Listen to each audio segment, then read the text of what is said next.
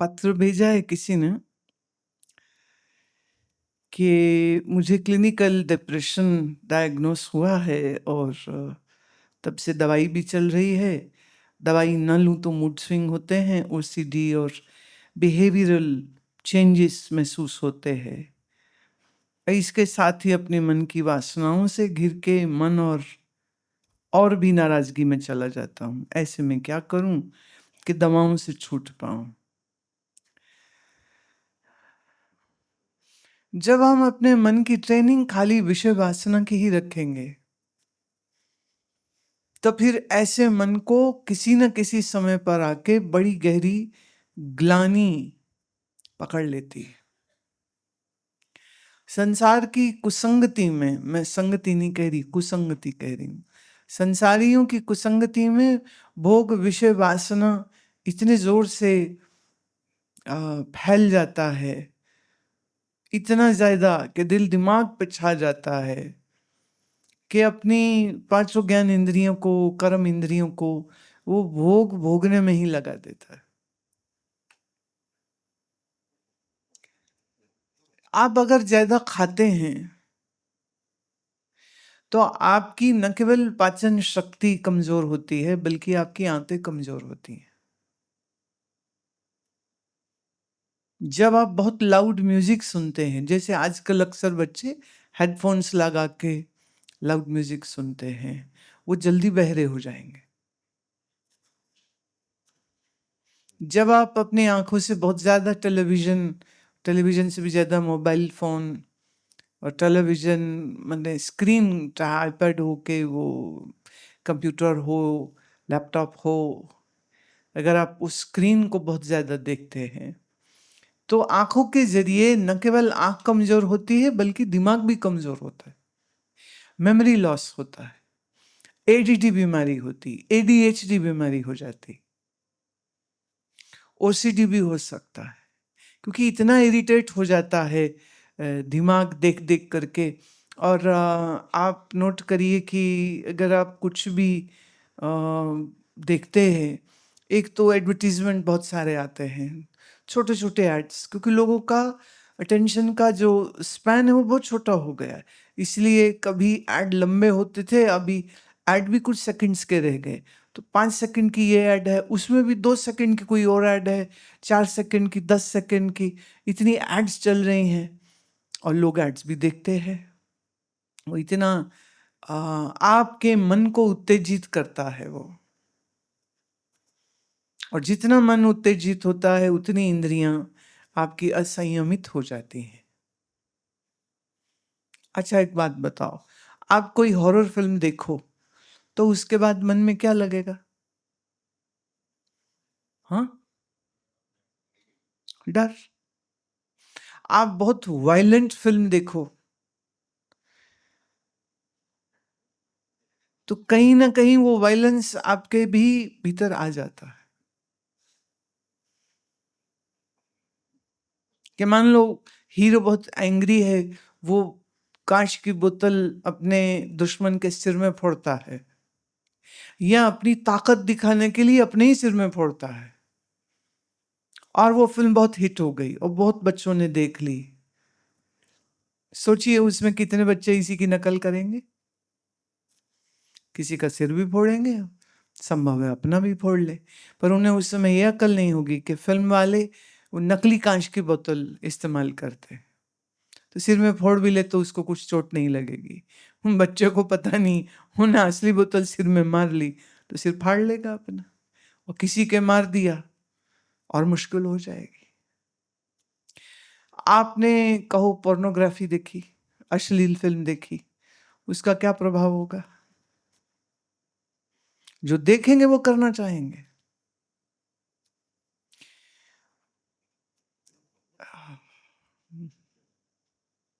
12, 13, 14 साल के लड़के अपनी क्लास के अंदर मौजूद 11 साल की लड़की का स्कूल में बलात्कार कर देते। 12 साल का, 10-11 साल का लड़का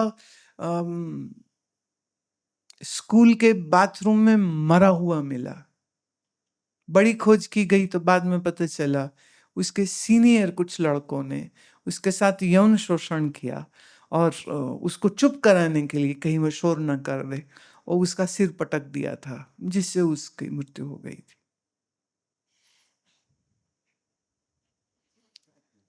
अब जब आप आंखों से जो देख रहे हैं उसका प्रभाव मन पे है, बुरी फिल्म देखते हैं बुरे विचार आते हैं, अश्लील के दृश्य देखेंगे मन में अश्लीलता के विचार आएंगे, लड़ाई मार कुटाई के दृश्य देखेंगे वो करने का मन करेगा, ज्यादा रोमांटिक फिल्म देखेंगे तो फिर रोमांस करने को जी करेगा कि लड़का भाग के शादी कर ली ना तो हम भी करेंगे। लड़का घर से चोरी करके अपनी अपनी गर्लफ्रेंड को भी कहता है घर से मम्मी के जेवर चोरी कर ले, हम लोग चले जाएंगे बॉम्बे, वहां पर रहेंगे, मैं कमाऊंगा तुम और फिर मिलके हम बड़ी अच्छी जिंदगी जिएंगे। वो चोरी करके उसके साथ भाग जाती है। मन बिल्कुल कच्ची मिट्टी होता है और इसका उम्र से कोई लेना देना नहीं कि ये प्रभाव बच्चों पे आता है और बड़ों पे नहीं आता है। बिल्कुल गप है बात, झूठ है ये बात। हम जो देखते हैं जो सुनते हैं जो जो कुछ करते हैं या किसी को करते भी देखते हैं तो शरीर तो सबके पास है, हार्मोनल सिस्टम सबके पास है, इच्छाएं फिर सबकी जाग जाती हैं, वो चाहे भोग की हो चाहे वो खाने पीने की हो। आप कहो रात को न्यूज कोई देख रहे थे तो न्यूज के अंदर एडवर्टीजमेंट बर्गर की आ गई, उसमें एडवर्टीजमेंट किसी कोल्ड ड्रिंक की आ गई, आइसक्रीम की आ गई और वो बार बार आई तो आप फोन उठाओगे ऑर्डर कर दोगे या बाइक उठाओगे गाड़ी उठाओगे कि अब तो खा के ही आएंगे, चैन नहीं पड़ेगा जब तक खा नहीं लेंगे। आप तो न्यूज देख रहे थे पर न्यूज देखते देखते ये विचार कहां से आ गए, तो विचार आया या डाला गया तुम्हारे मन में। कैसा पागल बनाते ना एडवर्टीजमेंट वाले, वो दिखा रहे हैं कि आम, एक ड्रिंक है ये पियो तो उससे ताकत आ जाती है, हम वीर हो जाते हैं, हम बड़े ऊंचे पहाड़ से कूद जाएंगे, मोटर बाइक पे बैठ के भी हम कूद जाएंगे और हमको कोई चोट नहीं लगेगी और फिर हम कहेंगे वाह क्या मजा आया। देखने वाले ऐसे बुद्धू होते हैं, सबको लगता है ये वाली ड्रिंक पिएंगे तो हम भी बाइक के साथ पहाड़ से ऐसे कूद जाएंगे तो हमको कुछ नहीं होगा।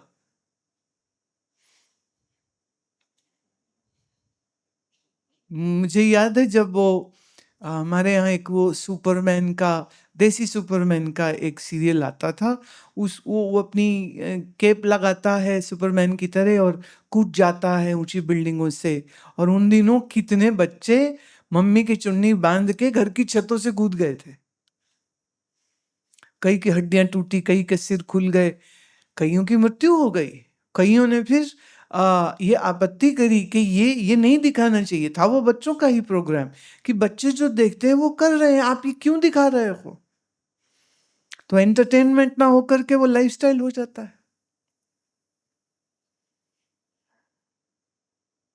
अब ऐसा खराब मन करके जीवन को विषय भोग वासना में डाल के तुम कहो तुम्हें कोई मनोरोग ना हो, ऐसा तो नहीं होगा। होगा। जैसे ज्यादा चीनी खाते रहेंगे तो लीवर फैटी होगा, और साथ में अगर वो बाजार का तला मला समोसा टिक्की खाते रहेंगे ज्यादा तो साथ ही साथ डायबिटीज भी होगा, कोई चांस नहीं कि ना हो। अब जब आप वो टिक्की खाने गए थे तब थोड़ी पता था कि इसी को खाते रहने से कुछ सालों में हमारा लिवर फैटी हो सकता है और फाइब्रोसिस हो सकता है कि सिरोसिस हो सकता है कि लिवर ही फेल हो सकता है। खाते समय तो बड़ा मजा आ रहा होता है।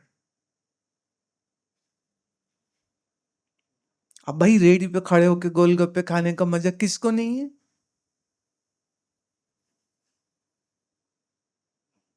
हम्म वो कभी-कभी ऐसे आ जाते हैं ना, गोलगप्पे जहाँ बनते हैं वहाँ का किसी ने वीडियो बना कर डाल दिया, पैरों से आटा गूँथ रहे थे।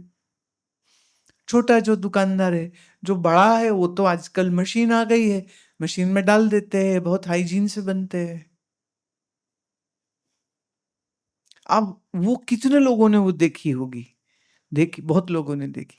तो उनने गोलगप्पे खाने छोड़ दिए क्या? नहीं। गंदे तेल में तला हुआ वो स्वादिष्ट गोलगप्पा, वो स्वादिष्ट टिक्की, वो स्वादिष्ट जो भी आपने खाया स्ट्रीट फूड, उससे आपकी सेहत 10 से 15 साल में, वो कह रहे जी 10-15 साल के बाद ही बीमार होंगे ना, अभी तो मजा आ रहा है।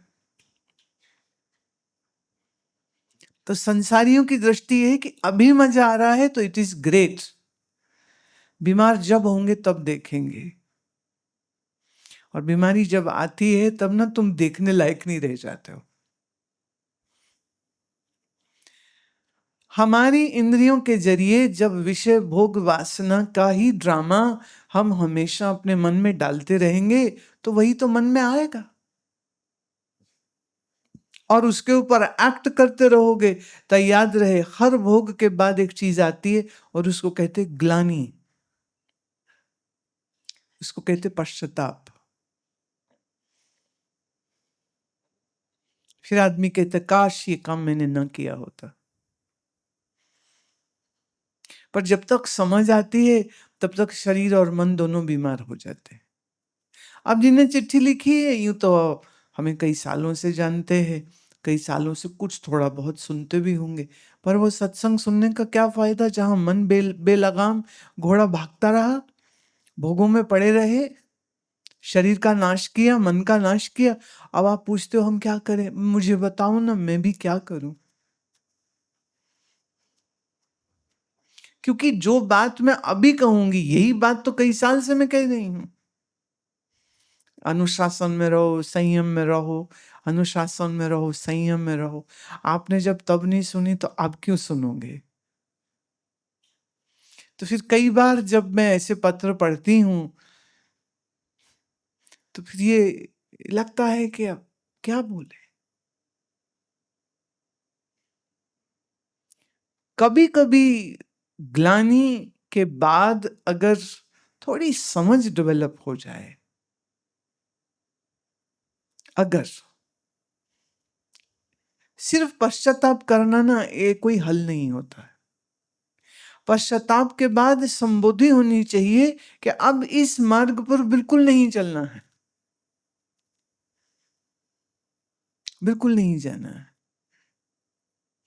और मन के अंदर बहुत गहरा कोई चेंज अगर आप लाना चाहते हैं तो उसके लिए सबसे उत्तम उपाय है आप मंत्र जप अधिक करें।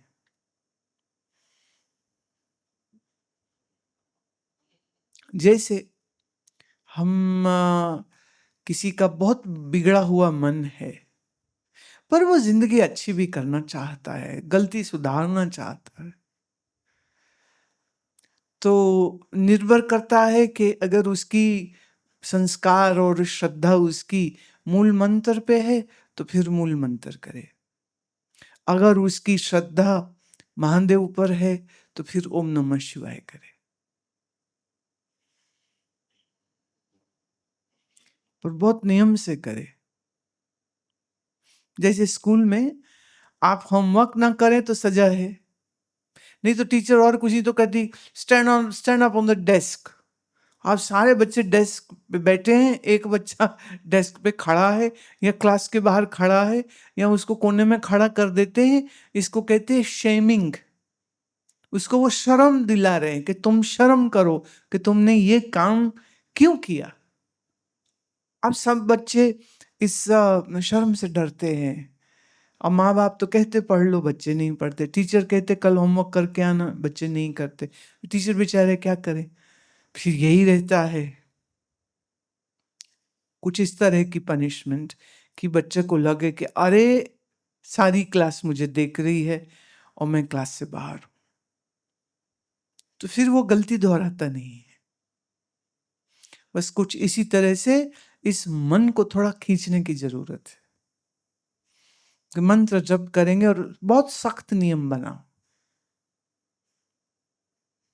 तुम कभी ना उठे होगे सुबह 5 बजे, 5 बजे उठो, अलार्म लगा के उठो। जैसे फ्लाइट ट्रेन में जाना हो तो उठते ही है ना फिर हम, ऐसे अलार्म लगा करके कि मेरे भजन की गाड़ी छूटनी नहीं चाहिए। स्नान करो, आसन बिछाओ, मानस ध्यान करो,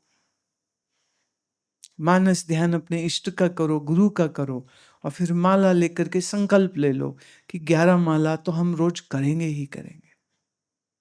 मूल मंत्र बड़ा है तो 5 माला कर लो, शिव मंत्र छोटा है 11 माला कर सकते हो। एक नियम, ये करना ही करना। मान लीजिए किसी दिन आप आलस करके नहीं उठे सुबह, तो उस दिन पनिशमेंट क्या, भोजन मत खाओ।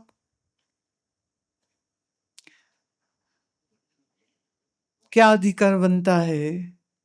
गुरु आज्ञा न माने, ईश्वर आज्ञा न माने, संतों की आज्ञा न माने, भजन न करे तो उसको खाने का क्या अधिकार? मान लो फ्रेंड्स के साथ सिनेमा जाना था, नो सिनेमा। शॉपिंग जाना था, नो शॉपिंग।